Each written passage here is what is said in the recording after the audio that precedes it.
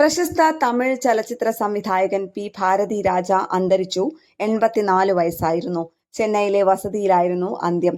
സംവിധായകൻ, നിർമ്മാതാവ്, തിരക്കഥാകൃത്ത്, നടൻ എന്നീ നിലകളിൽ പ്രശസ്തനായിരുന്നു.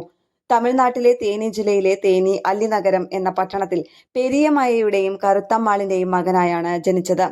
1977 16 വയതിനിലെ എന്ന ചിത്രത്തിലൂടെ അരങ്ങേറ്റം കുറിച്ച അദ്ദേഹത്തിന്റെ സിനിമകൾ ഗ്രാമീണ ജീവിതത്തിന്റെ നേർക്കാഴ്ചകൾ എന്ന നിലയിൽ പ്രശസ്തമായിരുന്നു.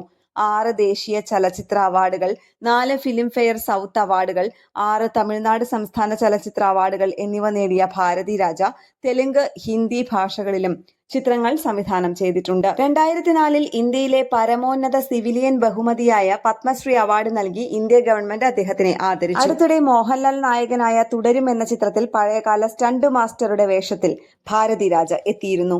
വാർദ്ധക്യ സഹജമായ അസുഖങ്ങളെ തുടർന്ന് ചെന്നൈയിലെ വസതിയിലായിരുന്നു അന്ത്യം. ന്യൂസ് ഡെസ്ക് കേരള പ്രണാമം.